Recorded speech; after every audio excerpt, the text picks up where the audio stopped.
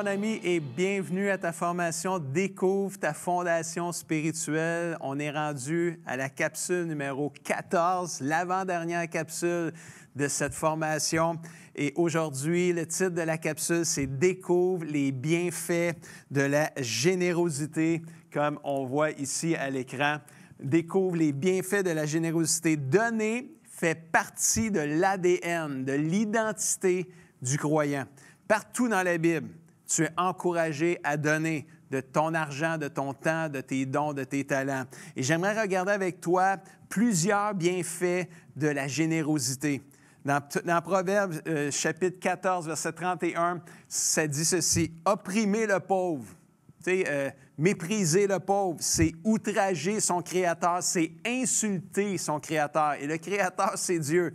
Donc, de mépriser le pauvre, c'est d'insulter Dieu. Wow, tu veux pas ça, hein?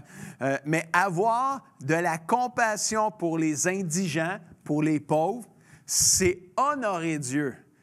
Wow, c'est pas pareil pantoute, hein, ça, là. Et 2 Corinthiens 9, 7, ça dit « Chacun doit donner ce qu'il a décidé dans son cœur, sans tristesse, sans en être forcé. En effet, Dieu aime celui qui donne avec joie. » La générosité, premier bienfait, la générosité honore Dieu. Donc, ça, c'est très important que tu découvres ça. Là. On l'a très bien vu, là, tu l'as très bien vu dans le verset d'ouverture. Si tu méprises le pauvre, tu insultes le Créateur, tu insultes Dieu. Mais si tu as de la compassion pour lui, si tu l'aides, wow, tu honores Dieu. À chaque fois que tu donnes avec joie, tu honores Dieu. Même quand tu aides quelqu'un qui est dans le besoin, qui est démuni, quelqu'un qui vit une catastrophe, puis tu lui donnes un coup de main, à chaque fois que tu le fais, puis tu le fais avec joie, tu honores Dieu. Deuxième bienfait, Philémon, chapitre 1, verset 6. « Je demande à Dieu que cette foi qui nous est commune continue à se montrer efficace en toi et qu'elle porte des fruits en t'inspirant des actes de générosité et qu'elle se communique à d'autres. » C'est tellement beau, ça. La générosité, deuxième bienfait, démontre ta foi qui est active. La générosité démontre ta foi et ta confiance en Dieu. Elle impacte la vie des gens autour de toi. Elle bénit plus le donateur que celui qui le reçoit. Elle brise l'avarice, c'est-à-dire, elle brise toute soif de posséder, quelqu'un qui est avare, hein, quelqu'un qui veut tout garder pour lui-même. Mais quand tu es généreux, tu brises l'avarice en toi. Tu brises l'attitude égoïste de tout garder pour toi-même. Quand tu apportes à la maison de Dieu ta dîme et tes offrandes, tu démontres ta foi et ta confiance en Dieu. Et Dieu, en retour, ouvre le ciel et déverse ses bénédictions sur toi.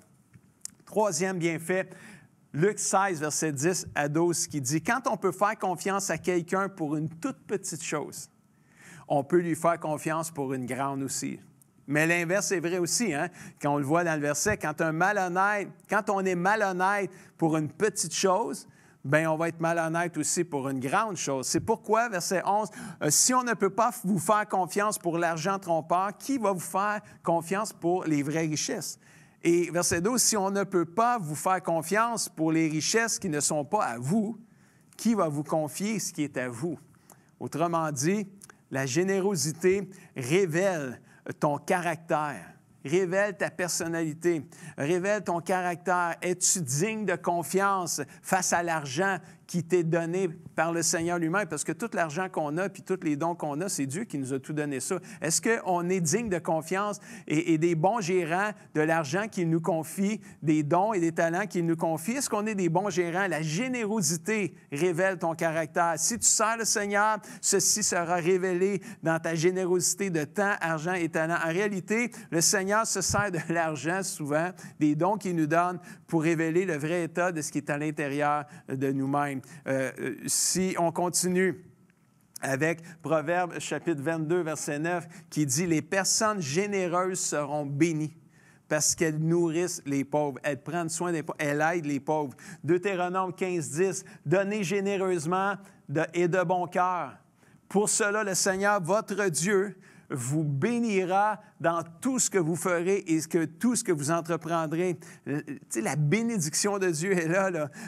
Luc 6, verset 38, « Donnez et Dieu vous donnera. On versera beaucoup de grains dans la grande poche de votre vêtement. Les grains seront bien secoués, serrés et ils déborderont. En effet, Dieu vous donnera comme vous donnez aux autres. » La générosité, autre bienfait de Dieu, apporte la bénédiction de Dieu. Écris-le là quelque part. Là. La générosité apporte la bénédiction de Dieu. C'est aussi simple que cela. Il te sera donné par Dieu selon la mesure de ton don. Et cela n'a pas rapport avec le montant, mais cela a rapport avec l'attitude de cœur avec laquelle tu donnes. Et ça aussi, c'est super important. Parce que juste une petite parenthèse, je n'ai pas les versets à l'écran, mais c'est une histoire là, qui me vient alors que je te le partage. Dans la Bible, à un moment donné, il y avait une veuve qui avait apporté 2 petites pièces de monnaie. Là. Puis il y en avait d'autres qui avaient donné beaucoup d'argent. Puis à la fin, Jésus avait dit cette histoire-là, puis il avait dit, la personne qui a donné le plus ici, c'est la veuve. Mais pourtant, elle avait donné juste 2 petites pièces de monnaie, la veuve. Puis les autres avaient donné quand même beaucoup plus d'argent. Puis Jésus a dit, cette dame-là, c'est elle qui a donné le plus. Parce qu'elle, elle a donné de ce qu'elle avait besoin, de ce qui était nécessaire pour elle. Elle aurait dû le garder finalement pour elle parce qu'elle en avait vraiment besoin, mais elle l'a donné quand même par amour, avec joie. Les autres ont donné de leur superflu. Ils ont donné de ce ils ont pris leur argent puis ils ont donné leur superflu. Elle a donné ce qu'elle avait vraiment besoin. Elle l'a donné pareil. Et Jésus a dit, c'est elle qui a donné le plus. Puis ça, je dis, ce n'est pas une question de montant, la générosité, c'est une question de cœur, c'est une attitude de cœur. La générosité apporte la bénédiction de Dieu. On continue, Acte 20, verset 35. Tu vas peut-être te rappeler, tu as sûrement entendu ça quelque part dans ta vie. La Bible dit, il faut se rappeler ce que le Seigneur Jésus lui-même a dit, il y a plus de bonheur à donner qu'à recevoir. Wow! C'est un bonheur de recevoir. Moi, je peux vous le dire.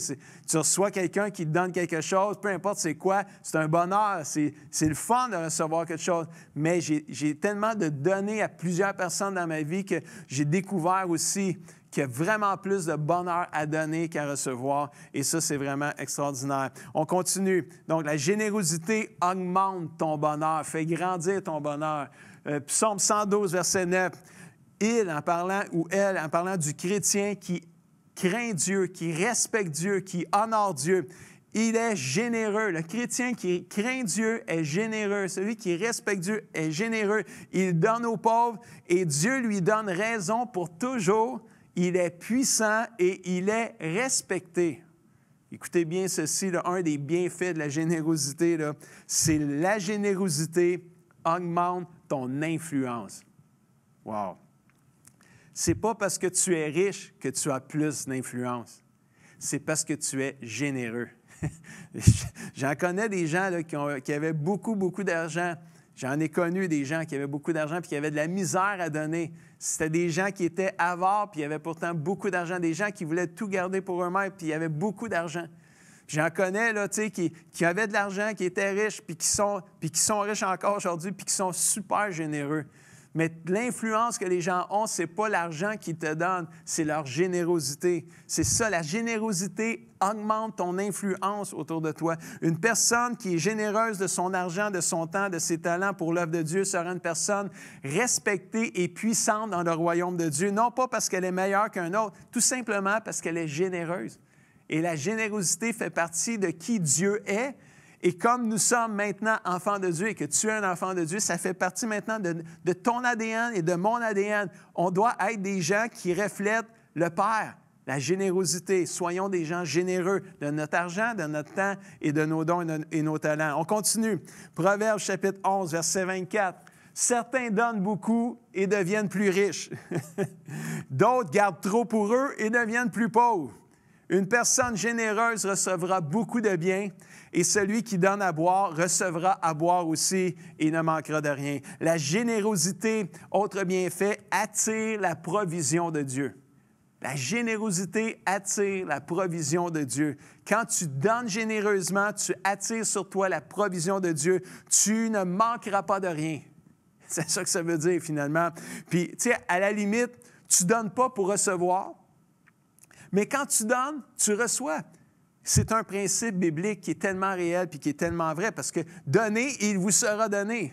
Donc, tu ne donnes pas pour recevoir, tu donnes parce que tu aimes les gens, tu donnes parce que tu aimes Dieu, tu donnes parce que tu veux obéir à Dieu, tu donnes avec joie parce que ça fait partie de qui tu es, puis tu reçois. Il y a une bénédiction qui vient, il y a une provision de Dieu qui vient avec la générosité. Et je veux terminer un dernier bienfait dans Malachie 3, verset 10. « Apportez toutes les dîmes à la maison du Seigneur, afin qu'il y ait de la nourriture dans ma maison. Mettez-moi ainsi à l'épreuve. » Ça, Jésus, le Seigneur est en train de te dire à toi, puis ça fait longtemps qu'il me l'a dit à moi aussi, puis que je me sens pratique. Mettez-moi ainsi à l'épreuve. Apporte les dîmes et l'offrande dans la maison du Seigneur. Mettez-moi de l'épreuve. Et vous verrez si moi, le Maître de l'univers, je n'ouvre pas pour vous les fenêtres du ciel. Et si je ne déverse pas sur vous la bénédiction en abondance. J'aimerais te dire en terminant que la générosité ouvre le ciel des bénédictions divines et de Dieu sur ta vie. Et en conclusion, la générosité te permet d'amasser des richesses durables et éternelles dans le ciel. Pas besoin d'être riche pour être généreux. C'est important, ça. La générosité est avant tout une attitude de cœur et ça n'a rien à voir avec ce que tu possèdes. Une vie bénie de Dieu est marquée par la générosité. Quand tu vois une personne qui est bénie aux yeux de Dieu, c'est clair qu'il y a de la générosité qui est pratiquée par cette personne-là. Et ça fait partie des fondations spirituelles. La générosité, donner de ton temps, de ton argent et de tes dons, ça fait partie de la générosité. Matthieu 6, verset 21, car Jésus dit, « Là où tu mets tes richesses, c'est là où tu mettras ton cœur. » Alors, c'est où tu mets tes richesses. Peut-être que tu as besoin de faire un examen de conscience, un examen de cœur pour savoir où tu mets tes richesses, où tu mets ton énergie, où tu mets ta passion, parce que c'est là que tu vas y mettre ton cœur. La générosité change tout, même nous. Ça, c'est vraiment bon aussi. Alors, mon ami, je t'invite à pratiquer la générosité car elle fait partie de tes fondements spirituels. Demande à Dieu de t'aider à être généreux avec ton argent, avec ton temps, avec tes talents. Puis je te rappelle une dernière vérité biblique pour cette capsule ici. Dans Matthieu 6, 24, c'est Jésus qui te l'a dit aussi. Personne ne peut servir 2 maîtres. Ou tu vas haïr le premier, tu vas aimer l'autre, ou tu vas t'attacher au premier, tu vas mépriser le deuxième. Vous ne pouvez pas servir à la fois Dieu et l'argent. Je pense que c'est clair. J'aimerais te dire que l'argent, c'est un bon serviteur, mais c'est un mauvais maître. Ton maître, c'est Dieu, pas l'argent. Attache ton cœur à Dieu, sois généreux et n'attache pas ton cœur à l'argent parce que l'argent, tu ne l'amèneras pas au ciel avec toi. C'est Dieu que tu vas emmener avec toi au ciel. Donc, laisse-moi te donner les défis à relever de cette formation-là ici. C'est toujours le même. Lis, médite les versets de la capsule. Puis aujourd'hui, je t'invite vraiment à réécouter la capsule, à prendre des notes. C'est quoi les bienfaits de la générosité? Relis les versets, médite dessus, puis demande à Dieu de t'aider à les mettre en pratique pour ta vie. Laisse-moi prier pour toi en terminant. Papa Céleste, merci pour mon ami qui m'écoute. Je prie qu'il puisse grandir dans sa vie spirituelle. Je prie qu'il puisse grandir dans sa générosité d'argent, de donner l'argent, donner du temps, donner de ses dons, de ses talents que tu lui as donnés, Seigneur. Merci, fais de mon ami un bon gérant des biens que tu lui as donnés, Seigneur, et qu'il puisse être trouvé un homme ou une femme généreux, généreuse. Père, c'est au nom de Jésus que je prie. Et tout le monde dit Amen et Amen. J'espère que tu as aimé cette capsule. Et si tu penses que ça peut aider quelqu'un à comprendre la générosité en tant qu'enfant de Dieu, partage cette capsule avec lui et avec elle. Et sur ce, je te dis à la prochaine capsule. Aussi, ils vont voir que tu es un disciple de Jésus-Christ à l'amour que tu as les uns pour les autres si tu aimes les autres comme Jésus t'aime. Wow! Apprendre à aimer à la manière de Jésus, apprendre à aimer comme Jésus nous aime n'est pas une tâche facile non plus, mais je t'invite, mon ami, à découvrir comment Jésus t'aime, puis aime les uns et les autres avec le même amour autour de toi. Après, tu vois, ça va faire une immense différence. La Bible dit dans 1 Jean 4, 21, ici, là, vous voyez, c'est écrit 4, 1, mais c'est 4, 21, que le commandement que Dieu nous a donné, celui qui aime Dieu doit aussi aimer son frère et sa sœur. Si tu dis que tu aimes Dieu, bien, ça doit se refléter aussi dans la manière que tu aimes ton frère et ta sœur dans la famille de Dieu. Donc, c'est vraiment important. La vie chrétienne, c'est plus qu'un engagement envers Dieu. Elle comporte aussi un engagement envers les autres chrétiens. Quand on devient un enfant de Dieu, bien, on fait partie de la grande famille de Dieu. Puis c'est normal qu'on trouve une église locale où on est réunis ensemble et on s'encourage les uns les autres. Je veux te partager aussi comment la famille de Dieu est dirigée. On a ici à l'Église ce qu'on appelle l'équipe dirigeante, les pasteurs, les leaders qui dirigent l'Église. Éphésiens 4, 11 nous dit « C'est lui, Dieu, qui a fait don de certains comme apôtres, d'autres comme prophètes, d'autres comme évangélistes, d'autres comme pasteurs et enseignants pour aider l'Église à justement être à faire des gens des disciples de Jésus-Christ. » Donc, nous, ici, à l'Église de pasteur comme principal, qui est moi dans ce cas ici, bien, j'agis et j'ai un rôle comme apostolique, où j'ai un rôle comme où je dirige les leaders. Puis là, je n'ai pas le temps de rentrer dans c'est quoi vraiment le rôle de l'apôtre, mais il y a un don apostolique qui est déposé en moi pour pouvoir amener cette vision-là ici à l'Église. Et là, je suis entouré, merci Seigneur, avec l'Église qu'on a aussi. J'ai une équipe pastorale qui m'entoure et j'ai des pasteurs adjoints qui ont des dons prophétiques, qui ont des dons d'évangélistes, qui ont des dons pastoraux, qui ont des dons d'enseignement. Alors, on vient rejoindre dans notre propre équipe pastorale et de leaders ici des gens qui ont les 5 dons à quelque part qu'on voit dans Éphésiens 4 et ça l'aide l'Église à grandir et on est entouré de serviteurs et servantes dans l'Église de gens qui servent avec les dons que Dieu leur a donnés. C'est vraiment extraordinaire. On a aussi le conseil des anciens. À l'équipe dirigeante s'ajoutent des anciens dont le but est de voir à la santé spirituelle de l'Église et de la famille de Dieu. 1 Timothée 5, 17, que les anciens qui dirigent bien soient jugés dignes d'un double honneur, surtout ceux qui travaillent à la prédication et à l'enseignement. On a aussi un conseil de diacres. Eux autres, c'est des gens qui sont là pour la santé administrative et la santé financière de la famille de Dieu. On est régi par des lois ici dans la province de Québec et on a besoin d'avoir des gens qui ont des dons d'administration aussi et qui sont intègres dans leurs finances aussi. 1 Timothée 3, 13, que oui, ceux qui font bien leur travail de diacre seront honorés et ils auront beaucoup d'assurance parce qu'ils croient au Seigneur Jésus-Christ. Donc, c'est un peu comme ça que l'Église fonctionne ici, puis on le voit, là, ça suit le principe de la parole de Dieu. Et je termine ma dernière partie. C'est « Découvre ta place dans la famille de Dieu ». Romains 12, 5 nous dit « De même, alors que nous sommes nombreux, nous formons quand même un seul corps. » Ça, c'est bien. « Par notre union avec le Christ qui est la tête, nous sommes tous et chacun pour sa part membres des uns des autres. » Là, on voit ici que l'Église est comparée à un corps, le corps de Christ, le corps de Jésus. Jésus, c'est la tête, on est les membres. Le reste, c'est nous autres, les membres. Et pour que les organes de notre corps remplissent bien leur fonction, ils doivent être reliés à notre organisme, à tout notre être, à tout notre corps. Si la main, ici, si ma main est détachée, je la coupe, puis je la mets sur la table, est détachée de mon corps, qu'est-ce qu'elle va faire? Elle va sécher, puis elle va mourir. Bien, c'est vrai pour toi aussi en tant que membre du corps de Christ, de la famille de Dieu. Si tu es détaché de la famille de Dieu, du corps de Christ, de l'Église, tu es isolé chez toi, tu n'as jamais de contact avec des frères et sœurs, tu vas sécher et tu vas mourir spirituellement. C'est ce qu'on le voit ici, là. Si tu es déconnecté de la vie, ne sois pas surpris que ta vie spirituelle se flétrisse, s'assèche et que même t'en meurs spirituellement. Mais c'est important pour toi de trouver ta place dans l'Église. Éphésiens 4, 16 nous dit ceci, c'est mon dernier verset pour toi aujourd'hui. « C'est par lui que toutes les parties du corps tiennent ensemble et sont unies par Jésus-Christ. » Beaucoup d'articulations servent à unir le corps. On est beaucoup de monde pour faire un seul corps. Et quand chaque partie du corps fait son travail, le corps grandit et se construit lui-même dans l'amour. Et mon ami, trouve ta place dans l'Église. Fais ce que Dieu t'appelle à faire avec les dons que tu as parce que c'est la volonté de Dieu pour toi.